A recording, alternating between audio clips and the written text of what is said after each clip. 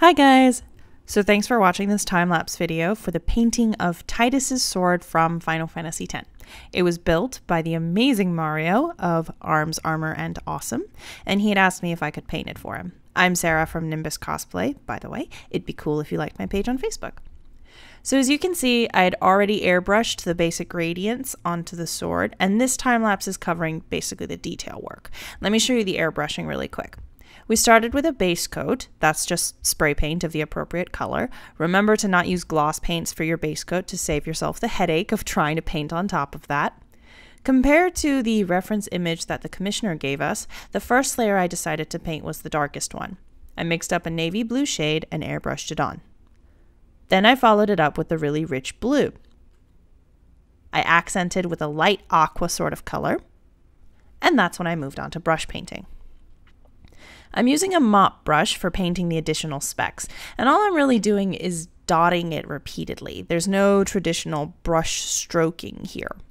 I started by adding the greenish aqua color accents in the appropriate areas because there aren't too many of those on the sword, but having a green or blue added to it makes the coloring look less flat overall, and it makes it look more like the sea.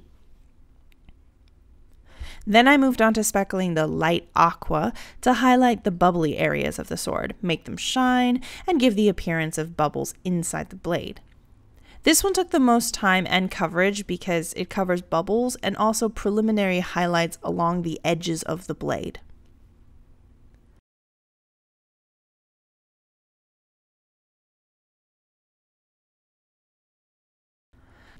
When I move on to the black, I'm deepening the dark navy and really giving it depth to those darker areas of the airbrushing.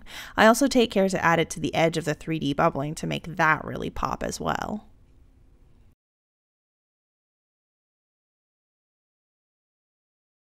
In general, I don't always do everything for one color and then move on and not touch that color again.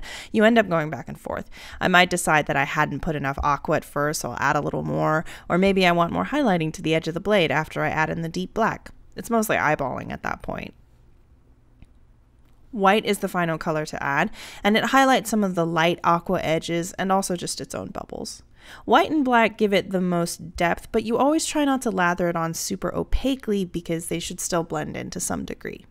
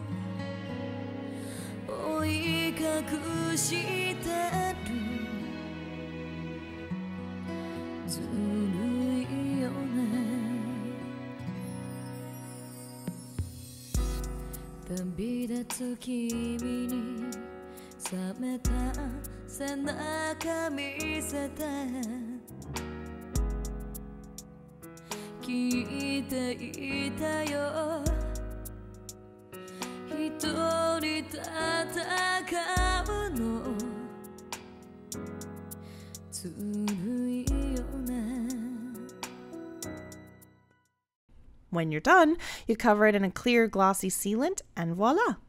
Thanks for watching.